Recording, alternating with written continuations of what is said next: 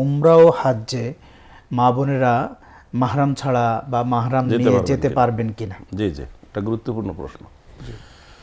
এখানে আমি আগে একটু বলে নেই যে এক সময়ে সৌদি সরকার মাহরাম ছাড়া মহিলাদের যাওয়া নিষিদ্ধ করে দিয়েছিল। জি, ছিল এক সময়। তখন আমাদের দেশের বিভিন্ন লোকেরা, জি, আমি বলবো না কারা, এজেন্সি অথবা মোয়াল্লেমেরা জি, আপনাকে আমাকে শো করে একজন মহিলার সাথে বলতো যে এই মাহরাম, আল্লাহু আকবার, স্বামী স্ত্রী, মিথ্যা কথা, মানে ধোঁকাবাজি, আল্লাহর সাথে বাটপারি। ধোঁকাবাজি, সৌদি সরকারকে বুঝাই দিতে। তো এখন আবার সৌদি সরকার কিন্তু মাহরামের শর্ত উঠিয়ে দিয়েছেন। জি, এখন আবার তারা চিল্লাচিল্লি করে মাহরামের শর্ত উঠিয়ে দিল কেন? মানে আমরা একটু টাকা পয়সা কামাইতে পারতাম। যে না, টাকা পয়সা তো এখন কামানোর সুবিধা হয়েছে, কিন্তু উঠে দিল কেন, এটা প্রশ্ন হয়েছে। আর তখন মাহরামের শর্ত ছিল, তখন কিন্তু মিথ্যার আশ্রয় নিত, প্রতারণার আশ্রয় নিত। মানে প্রতারণা আশ্রয় হয়তো যাকে শো করছে তাকে কিছু টাকা পয়সা দিত। সেটা যাই হোক, কিন্তু এই যে মিথ্যার আশ্রয় নিত, জি, তাহলে দেখেন মাহরামের শর্ত দিছে সেটাও সমস্যা, উঠাই দিছে তাও প্রশ্ন। মূলত যে ভদ্র মহিলার হজ ফরজ হয়েছে, জি, হজ কিন্তু আল্লাহ ফরজ করেন জি, শর্তগুলো, শর্তর শর্ত সাপেক্ষে। জি, নামাজ আল্লাহ ফরজ করেছেন, জি, অতএব নামাজ পড়তে স্বামীর কোনো অনুমতি লাগবে না। হ্যাঁ, নফল রোজা রাখতে স্বামী যদি উপস্থিত থাকে তাহলে অনুমতি লাগবে, এটা আমরা সবাই জানি। তাহলে নামাজ ফরজ, এটা আদায় করার জন্য শর্ত স্বামীর অনুমতি লাগবে না। হজ ফরজ, এখানেও স্বামীর কোনো অনুমতি লাগবে না। এখন প্রশ্ন হলো, সফরে তো মাহরাম ছাড়া, স্বামী ছাড়া যাওয়া যাবে না, সেইটার কি হবে?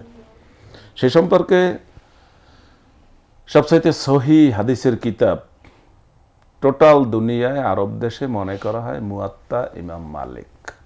ইমাম মালিকের লিখিত সংকলিত মুয়াত্তা কিতাবকে মনে করা হয় সবচাইতে সহি হাদিসের কিতাব।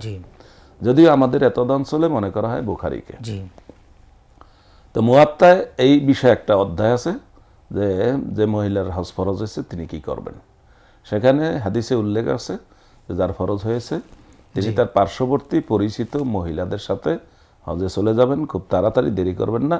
যেই মহিলাদের সাথে তাদের স্বামী অথবা তাদের মাহরাম পুরুষ আছে, সাপোর্টে আছে, ওই মহিলাদের দলের সাথে উনি তাড়াতাড়ি চলে যাবেন, দেরি করবেন না।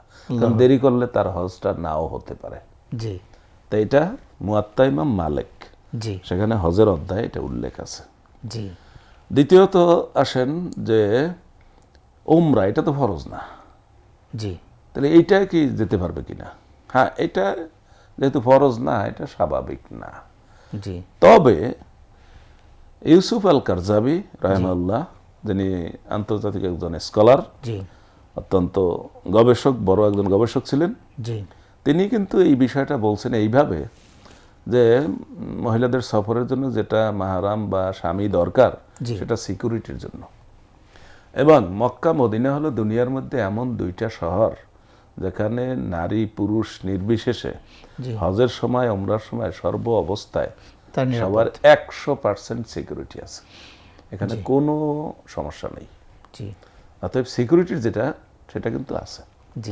এখন উমরা যেহেতু ফরজ না, সেটার জন্য আমরা উৎসাহিত করি না, কিন্তু যেহেতু সিকিউরিটি আছে, কেউ যদি যেতে চাইলে, কেউ যদি মনে করে যে আমি একা একাই পারবো এবং তার সাথে যদি কোনো দল থাকে, তাও সে কাফেলার সাথে যেতে পারে, কারণ এখানে কোনো সমস্যা নাই। এখানে রাত্র 12টায় হোটেল থেকে সে হারাম শরীফে আসবে, মসজিদে নববীতে আসবে, লক্ষ লক্ষ মানুষ সাথে আছে, কোনো মানুষ নাই, কিন্তু তার সিকিউরিটি আছে, মানুষও আছে, কেউ তার দিকে ফিরে তাকাবে না।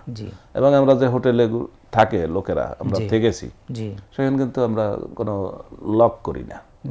আমাদের টাকা পয়সা, পাসপোর্ট, এগুলো কিন্তু আমাদের হোটেলের রুমে থাকে, কোনো লক করা হয় না, অথবা লক করে চাবিটা কিন্তু তাদের কাছে ম্যানেজারের টেবিলেই থাকে।